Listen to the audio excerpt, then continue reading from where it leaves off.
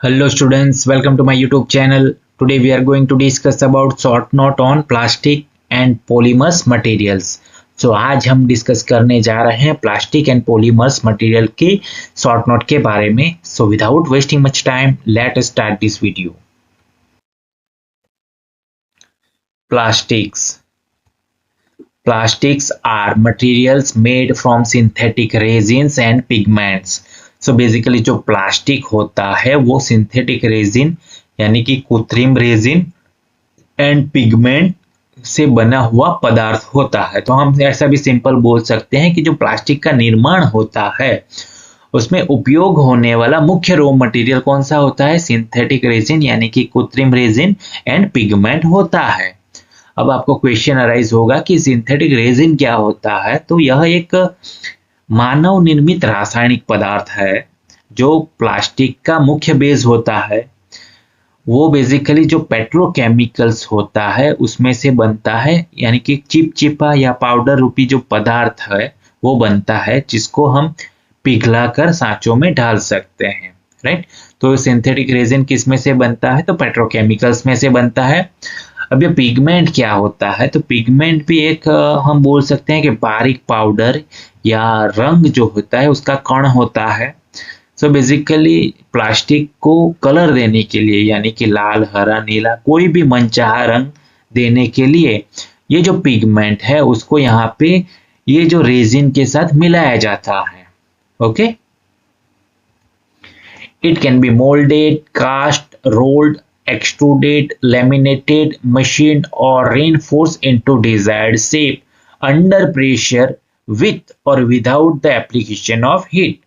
So यहाँ पे ऐसा कहा गया है कि under pressure यानी कि दबाव में, with or without the application of heat यानी कि उष्मा के प्रयोग के साथ या उसके बिना हम उसको हमारा जो डिजायर्ड शेप है यानी कि हमें जो भी शेप चाहिए उसके अंदर हम उसको मोल्डेड यानी कि ढाल सकते हैं, उसको रोल कर सकते हैं, एक्सट्रूडेड यानी कि खींच सकते हैं, उसको लेमिनेट कर सकते हैं, राइट, और मशीनीकृत कर सकते हैं. सो दिस आर दी जो प्रोसीजर है उसको हम अंडर प्रेशर हीट के साथ भी और हीट के बिना हम उसको ढाल सकते हैं. It has high resistance to corrosion यानी कि यह जो है प्लास्टिक वो कोरोजन को रेजिस्ट करता है. वो भी कैसा? हाईली रेजिस्ट यानी कि कोरोजन को प्रतिरोध क्षमता इसकी अच्छी है. कोरोजन यानी कि काट लगना, जिसको हम बोलेंगे काट, अदरवाइज हम बोल सकते हैं जंग जो लगता है उसको क्या करता है? रेजिस्ट करता है.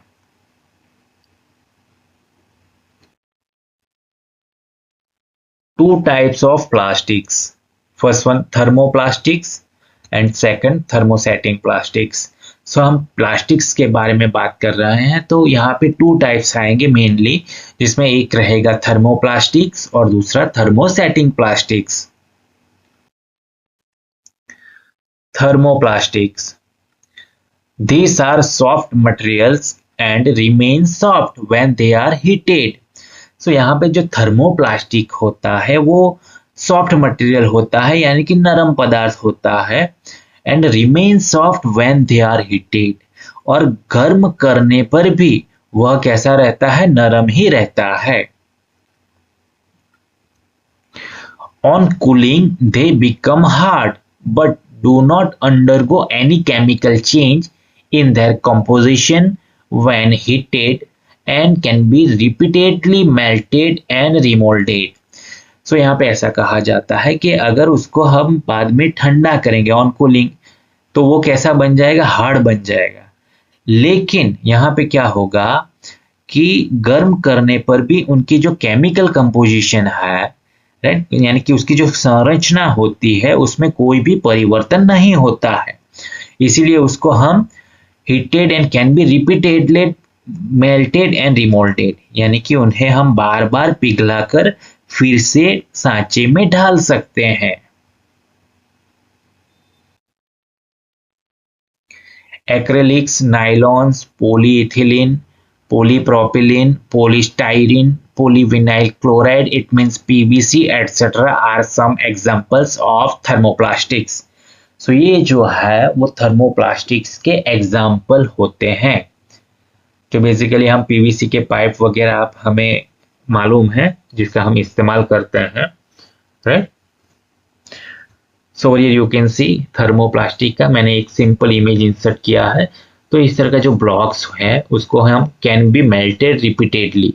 क्यों? क्योंकि थर्मोप्लास्टिक में क्या होता है, जैसे कि हमने डिस्कस किया, उसको हम गर्म करके फिर से ठंडा करेंगे तो कठोर तो हो जाते हैं, लेकिन फिर से अगर गर्म करें तो वो नरम ही बन जाते हैं। यानी कि उसकी जो केमिकल संरचना होती है उसमें कोई भी प्रकार का परिवर्तन नहीं होता है, इसलिए उसको हम बार बार पिघला कर फिर से इसी आकार में ढाल सकते हैं। उसको हम बोलेंगे थर्मोप्लास्टिक।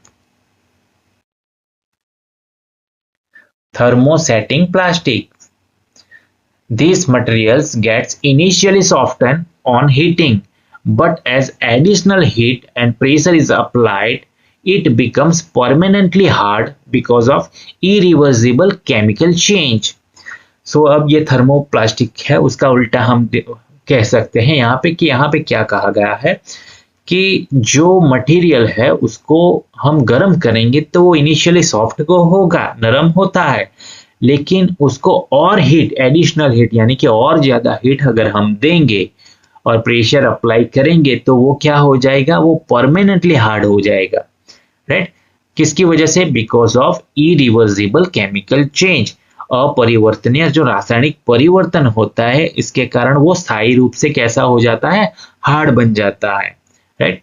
तो यहाँ पे सिंपल याद रखना है थर्मोसेटिंग प्लास्टिक में कि मटेरियल को अगर हीट देंगे तो वो सॉफ्ट होंगे, लेकिन एडिशनल हीट देंगे और प्रेशर देंगे तो क्या हो जाएंगे, परमानेंटली हार्ड हो जाएगा ये, जिसको हम बोलेंगे thermosetting plastics. They are hard and brittle, यानी कि वो हार्ड बन जाएगा और ब्रिटल बन जाएगा। ब्रिटल यानी कि इजीली ब्रेक हो जाता है विदाउट एनी एप्रिशिएबल डिफॉर्मेशन, जैसा हम बोल सकते हैं। Bakelite, durite, plascon etcetera are example of thermosetting plastics. So ये जो है वो थर्मोसेटिंग प्लास्टिक्स के एग्जाम्पल है, बेकेलाइट, ड्यूराइट और प्लास्कॉन।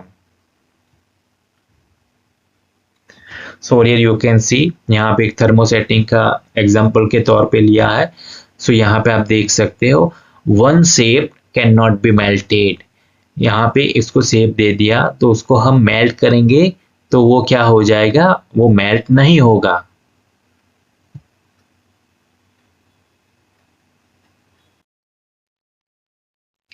Application of plastics, plastics are extensively used for household applications in making buckets, plates, cups, for manufacture of aeroplane and automobile parts, thermal and electrical insulation, furniture, toys, laminated gears, pulleys, bearings, pipes, storage bins, bottles, cabinets for TV and computer, etc.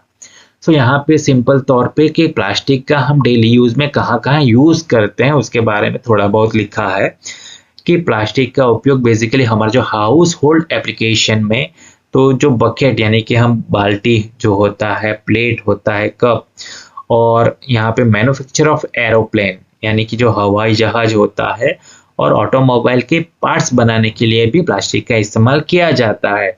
Further हम देखें तो furniture है, toys यानी कि खिलौने होते हैं, gears होते हैं, बेरिंग्स होते हैं, और हमारा जो टीवी और कंप्यूटर का जो कैबिनेट होता है वो बनाने के लिए भी प्लास्टिक का इस्तेमाल किया जाता है। Polymers, the term polymer is derived from the Greek word meaning many parts. Polymers are composed of large number of small molecules called monomers. So basically ये जो polymers word है वो ग्रीक शब्द से लिया गया है, जिसका अर्थ क्या होता है, many parts यानी कि अनेक भाग। So basically polymer are composed of large number of small molecules, यानी कि पॉलीमर जो होता है वो बड़ी संख्या में स्मॉल मॉलिक्यूल्स यानी कि छोटे छोटे अणुओं से मिलकर बनते हैं, और जिसको हम बोलेंगे मोनोमर, सिंपल याद रखना है, छोटे छोटे कणों से मिलकर जो बनता है वो उसको हम बोलेंगे monomer. A polymer is made of thousands of monomers joined together by covalent bond to form a macromolecule. So यहाँ पे जो एक पोलीमर हजारों मोनोमर से मिलकर बना होता है। सो सिंपल याद रखना है, पोलीमर किससे बनता है? मोनोमर से। लेकिन यहाँ पे देखिए made of thousand of monomers, यानी कि हजारों मोनोमर्स मिलकर एक पोलीमर बनता है जो जॉइंट किसके थ्रू होता है? टुगेदर बाय कोवेलेंट बॉन्ड, यानी कि सहसंयोजक बंध से वो जुड़कर एक मैक्रोमोलिक्यूल बनाते हैं। सो यहाँ पे एक क्वेश्चन आपको और अराइज होता है कि मोनोमर क्या होता है। तो सिंपल आपको याद रखना है कि यह एक छोटे और सरल अणु होते हैं जो आपस में जुड़कर एक बहुत बड़ी श्रृंखला बनाते हैं, जिसको हम पॉलीमर बोलेंगे।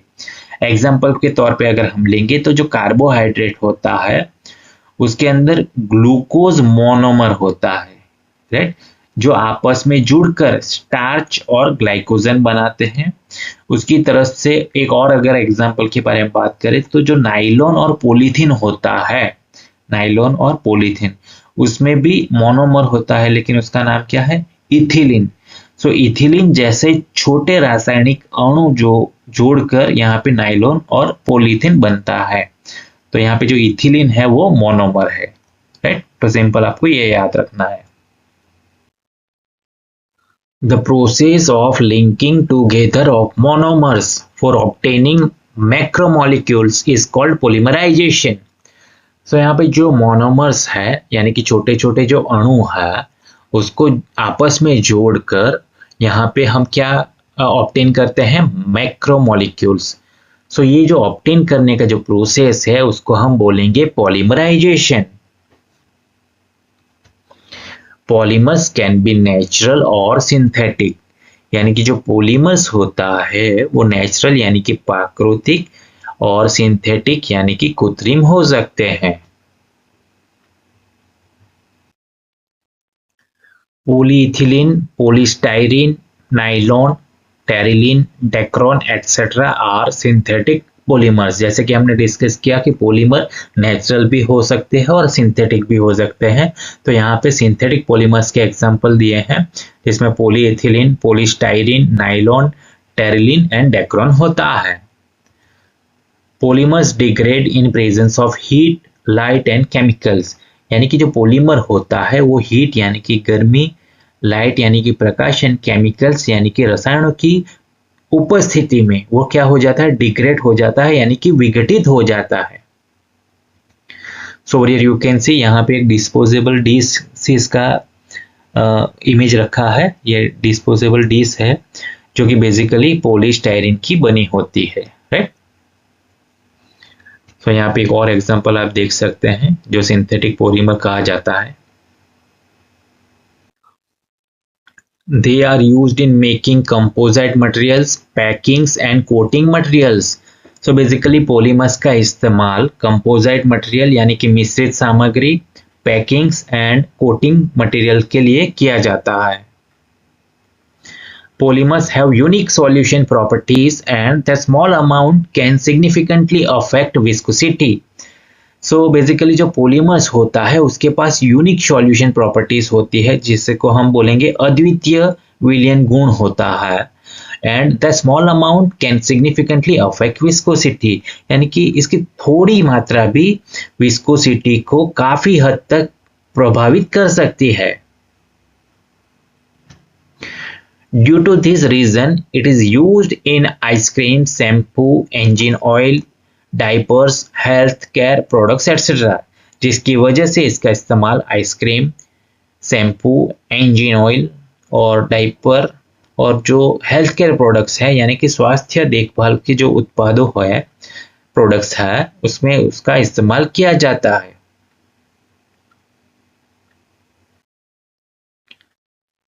Thank you for watching. Like, comment, share and subscribe to my channel.